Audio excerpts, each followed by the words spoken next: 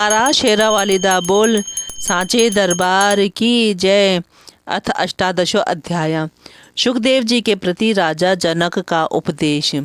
सूत जी बोले, सुखदेव जी को आया हुआ सुनकर पवित्र आत्मा राजा जनक अपने पुरोहित को आगे करके मंत्रियों सहित उन गुरुपुत्र के पास गए। महाराज जनक ने उन्हें बड़े आदर से उत्तम आसन देकर विधिवत सत्कार करने के पश्चात एक दूध देने वाली गौ प्रदान करके उनसे कुशल पूछा। सुखदेव जी ने भी राजा की पूजा को यथाविधि स्वीकार किया और अपना कुशल बताकर राजा से भी कुशल मंगल पूछा। इस प्रकार कुशल प्रश्न करके सुखदायी आसन पर बैठे हुए शांत चित्त वाले व्यासपुत्र सुखदेव जी से महाराज जनक ने पूछा, हे महाभाग, मेरे यहाँ आप निस्पृह का आगमन किस कारण हुआ? हे मुनिश्रेष्ठ, उस प्रयोजन को बताइए। सुखदेव जी बोले, महाराज, मेरे पिता व्यास जी ने मुझसे कहा कि विवाह कर लो, क्योंकि सब आश्रम में गृहस्थ आश्रम ही श्रेष्ठ है। गुरु रूप पिता की आज्ञा को बंधन कारक मानकर मैंने उससे स्वीकार नहीं किया। उन्होंने समझाया कि गृहस्थाश्रम बंधन नहीं है, फिर भी मैंने उसे स्वीकार नहीं किया। इस प्रकार मुझे संशय युक्त चित्त वाला समझकर मुनिश्रेष्ठ व्यास ने तथायुक्त वचन कहा, तुम मिथिला चले जाओ, खेद न करो। वहाँ राज ऋषि जनक रहते हैं। वे याज्ञिक एवं जीवन मुक्त राजा हैं। संसार में विदेह नाम से विख्यात वे वहाँ निष्कंटक राज्य कर रहे हैं। हे पुत्र, महाराज जनक राज्य करते हुए भी माया के जाल में नहीं बंधते। तब हे परंतप, तुम वनवासी होते भी क्यों भयभीत हो रहे हो? उन नृपश्रेष्ठ विधेय को देखो और अपने मन में उठते हुए मोह का त्याग करो। हे महाभाग, विवाह करो, अन्यथा जाकर उन राजा से ही पूछो। वे राजा तुम्हारे मन में उत्पन्न संदेह का समाधान कर देंगे। तत्पश्चात हे पुत्र, उनकी बात सुनकर तुम शीघ्र ही मेरे पास चले आना। हे महाराज, मैं उन्हीं के आदेश से आपकी पुरी में आया हूँ। हे राजेंद्र, हे अनघ, मैं मोक्ष का अभिलाषी हूँ, अतः जो कार्य मेरे लिए उचित हो वह बताइए। हे राजेंद्र, तप, तीर्थ, व्रत, यज्ञ, स्वाध्याय, तीर्थ सेवन और ज्ञान, इनमें से जो मोक्ष का साक्षात साधन हो वह मुझे बताइए। जनक जी बोले, मोक्ष मार्गावलंबी विप्र को जो करना चाहिए उसे सुनिए। उपनयन संस्कार के बाद सर्वप्रथम वेद शास्त्र का अध्ययन करने हेतु गुरु के सानिध्य में रहना चाहिए। वहाँ वेद वेदांतों का अध्ययन करके दीक्षांत गुरु दक्षिणा देकर वापस लौटे मुनि को विवाह करके पत्नी के साथ गृहस्थी में रहना चाहिए। गृहस्थ आश्रम में रहते हुए न्यायोपार्जित धन का अर्जन करें, सर्वदा संतुष्ट रहें और किसी से कोई आशा न रखें। पापों से मुक्त होकर अग्निहोत्र आदि कर्म करते हुए सत्य वचन बोलें और मन वचन कर्म से सदा पवित्र रहें। पुत्र पौत्र हो जाने पर समय अनुसार वानप्रस्थ आश्रम में रहें। वहाँ तपस्या द्वारा काम, क्रोध, लोभ, मोह, मद और मात्सर्य, इन छहों शत्रुओं पर विजय प्राप्त करके अपनी स्त्री रक्षा का भार पुत्र को सौंप देने के पश्चात वह धर्मात्मा सब अग्नियों का अपने में न्यायपूर्वक आधान कर ले और सांसारिक विषयों के भोग से शांति मिल जाने के बाद हृदय में विशुद्ध वैराग्य उत्पन्न होने पर चौथे आश्रम का आश्रय ले लें। विरक्त को ही संन्यास लेने का अधिकार है, अन्य किसी को नहीं। ये वेद वाक्य सर्वथा सत्य है, असत्य नहीं, ऐसा मेरा मानना है। हे सुखदेव जी, वेदों में कुल 48 संस्कार कहे गए हैं। उनमें गृहस्थ के लिए 40 संस्कार महात्माओं ने बताए हैं। मुमुक्षु के लिए शम, दम आदि 8 संस्कार कहे गए हैं। एक आश्रम से ही क्रमशः दूसरे आश्रम में जाना चाहिए, ऐसा शिष्ट जनों का आदेश है। सुखदेव जी बोले, चित्त में वैराग्य और ज्ञान विज्ञान उत्पन्न हो जाने पर अवश्य ही गृहस्थ आदि आश्रमों में रहना चाहिए अथवा वनों में। जनक जी बोले, हे मानद, इंद्रियां बड़ी बलवान होती हैं, वे वश में नहीं होती। वे अपरिपक्व बुद्धि वाले मनुष्य के मन में नाना प्रकार के विकार उत्पन्न कर देती हैं। यदि मनुष्य के मन में भोजन की, शयन की, सुख की और पुत्र की इच्छा बनी रहे तो वह सन्यासी होकर भी इन विकारों के उपस्थित होने पर क्या कर पाएगा। वासनाओं का जाल बड़ा ही कठिन होता है, वह शीघ्र नहीं मिटता।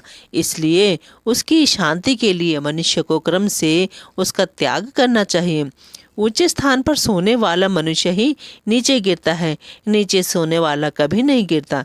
यदि संन्यास ग्रहण कर लेने पर भ्रष्ट हो जाए तो पुनः वह कोई दूसरा मार्ग नहीं प्राप्त कर सकता।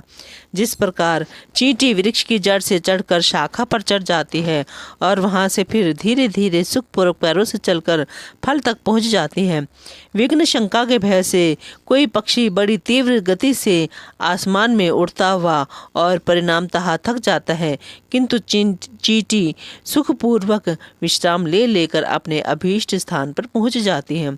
मन अत्यंत प्रबल है, यह अजितेंद्रिय पुरुषों के द्वारा सर्वथा अजेय है। इसलिए आश्रमों के अनुक्रम से ही इसे क्रमशः जीतने का प्रयत्न करना चाहिए। गृहस्थ आश्रम में रहते हुए भी जो शांत, बुद्धिमान एवं आत्मज्ञानी होता है वह ना तो प्रसन्न होता है और ना खेद करता है। वह हानि लाभ में समान भाव रखता है। जो पुरुष शास्त्र प्रतिपादित कर्म करता है वह सभी प्रकार की चिंताओं से मुक्त रहता हुआ आत्मचिंतन से संतुष्ट रहता है, वह निसंदेह मुक्त हो जाता है। हे अनघ, देखिए, मैं राजकार्य करता हुआ भी जीवन मुक्त हूँ। मैं अपने इच्छा अनुसार सब काम करता हूँ, किंतु मुझे शोक या हर्ष कुछ भी नहीं होता। जिस प्रकार मैं अनेक भोगों को भोगता हुआ तथा अनेक कार्यों को करता हुआ भी अनासक्त हूँ, उसी प्रकार हे अनघ, आप भी मुक्त हो जाइए। ऐसा कहा भी जाता है कि जो यह दृश्य जगत दिखाई देता है उसके द्वारा अदृश्य आत्मा कैसे बंधन में आ सकता है। पृथ्वी, जल, अग्नि, वायु एवं आकाश, ये पंच महाभूत और गंध, रस, रूप, स्पर्श एवं शब्द, ये उनके गुण दृश्य कहलाते हैं। आत्मा अनुमानगम्य है और कभी भी प्रत्यक्ष नहीं होता। ऐसी स्थिति में हे ब्राह्मण, वह निरंजन एवं निर्विकार आत्मा भला बंधन में कैसे पड़ सकता है। हे द्विज, मन ही महान सुख दुख का कारण है। इसी के निर्मल होने पर सब कुछ निर्मल हो जाता है। सभी तीर्थों में घूमते हुए वहाँ बार बार स्नान करके भी यदि मन निर्मल नहीं हुआ तो वह सब व्यर्थ हो जाता है। हे परंतप, बंधन तथा मोक्ष का कारण ना यह देह है, ना जीवात्मा है और ना ये इंद्रियां ही हैं, अपितु मन ही मनुष्यों के बंधन एवं मुक्ति का कारण है। आत्मा तो सदा ही शुद्ध तथा मुक्त है, वह कभी बंधता नहीं है। अतः बंधन और मोक्ष तो मन के भीतर ही हैं। मन की शांति से ही शांति है। शत्रुता, मित्रता या उदासीनता के सभी भेदभाव भी मन में ही रहते हैं। इसलिए एकात्म भाव होने पर यह भेदभाव नहीं रहता। यह तो द्वैत भाव से ही उत्पन्न होता है। मैं जीव सदा ही ब्रह्म हूँ, इस विषय में और विचार करने की आवश्यकता ही नहीं है। भेद बुद्धि तो संसार में आसक्त रहने पर ही होती है। हे महाभाग, बंधन का मुख्य कारण अविद्या ही है। इस अविद्या को दूर करने वाली विद्या है। इसलिए ज्ञानी पुरुषों को चाहिए कि वे सदा विद्या तथा अविद्या का अनुसंधान पूर्वक अनुशीलन किया करें। धूप के बिना छाया की सुख का ज्ञान कैसे हो सकता है, उसी प्रकार अविद्या के बिना विद्या का ज्ञान कैसे किया जा सकता है। गुणों में गुण, पंचभूत में पंचभूत तथा इंद्रियों के विषय में इंद्रियां स्वयं रमण करती हैं, इसमें आत्मा का क्या दोष है।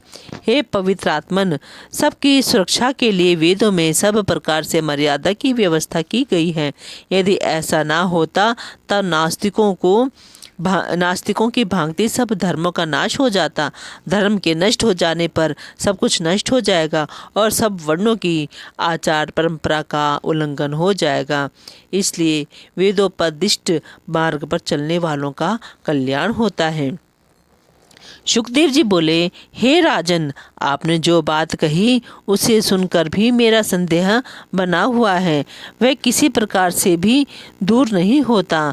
हे भूपते, वेद धर्मों में हिंसा का बाहुल्य है। उस हिंसा में अनेक प्रकार के अधर्म होते हैं। ऐसी दशा में वेदोक्त धर्म मुक्तिप्रद कैसे हो सकता है? हे राजन, सोमरस पान, पशु हिंसा और मांस भक्षण तो स्पष्ट ही अनाचार है।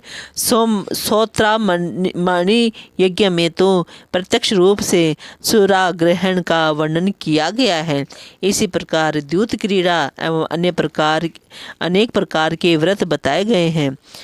सुना जाता है कि प्राचीन काल में शशबिंदु नाम के एक श्रेष्ठ राजा थे। वे बड़े धर्मात्मा, यज्ञपरायण, उदार एवं सत्यवादी थे। वे धर्म रूपी सेतु के रक्षक तथा कुमार्गामी जनों के नियंता थे। उन्होंने पुष्कल दक्षिणा वाले अनेक यज्ञ संपादित किए थे। उन यज्ञों में पशुओं के चर्म से विंध्य पर्वत के समान ऊंचा पर्वत सा बन गया। मेघों के जल बरसाने से चर्मनवती नाम की शुभ नदी बह चली। वे राजा भी दिवंगत हो गए, किंतु उनकी कीर्ति भूमंडल पर अचल हो गई। जब इस प्रकार के धर्मों का वर्णन वेद में है, तब हे राजन, मेरी श्रद्धा बुद्धि उनमें नहीं है। स्त्री के साथ भोग में पुरुष सुख प्राप्त करता है और उसके न मिलने पर वह बहुत दुखी होता है, तो ऐसी दशा में भला जीवन मुक्त कैसे हो सकेगा? जनक जी बोले, यज्ञों में जो हिंसा दिखाई देती है वह वास्तव में अहिंसा ही कही गई है, क्योंकि जो हिंसा उपाधि योग से होती है वही हिंसा कहलाती है, अन्यथा नहीं। ऐसा शास्त्रों का निर्णय है। जिस प्रकार गीली लकड़ी के संयोग से अग्नि से धुआं निकलता है, उसके अभाव में उस अग्नि में धुआं नहीं दिखाई देता, उसी प्रकार हे मुनिवर, वेदोक्त हिंसा को भी आप अहिंसा ही समझिए। रागी जनों द्वारा की गई हिंसा ही हिंसा है, किंतु अनासक्त जनों के लिए वह हिंसा नहीं कही गई है। जो कर्म राग रहित तथा अहंकार रहित होकर किया जाता हो, उस कर्म को वैदिक विद्वान मनीषी जन न किए के समान ही कहते हैं।